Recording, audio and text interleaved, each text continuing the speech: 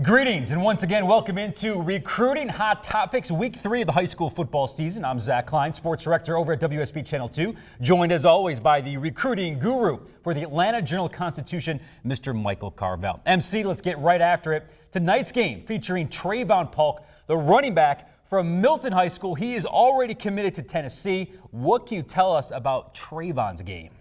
Yeah, Zach, Treyvon Paulk is an outstanding talent who got overlooked last year because he shared the rock at Milton with Peyton Barber, who's at Auburn right now. So there was a lot of high school talent on one high school team. Now, Paulk is a little guy who's really hard to see when you have all those big offensive linemen up front. He just pops out there in the open field, and he's hard to catch. He has above average speed, excellent field vision, is a threat to catch the ball out of the backfield, and Zach, I think he'll make an immediate impact at Tennessee. Anytime you see or compare young, small running backs, you got to think of Barry Sanders, guys who are shifty behind the line, pop open, very hard to tackle, so we'll definitely follow his progress. All right, let's shift over, Michael, to Mitch Hyatt, junior offensive tackle for North Gwinnett High School. Right now, Mitch is considered the state's best prospect, the number 1 for 2015, so he's got to be pretty good, right?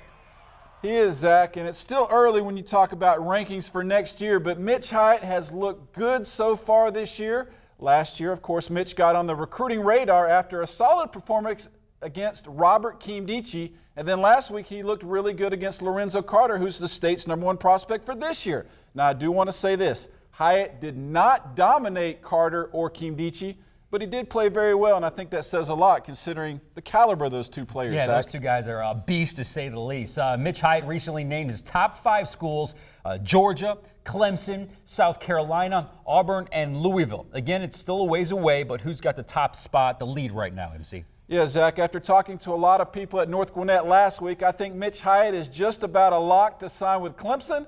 It has to do with family connections. His uncle played for Clemson's 1981 national championship team. That's before Zach was born.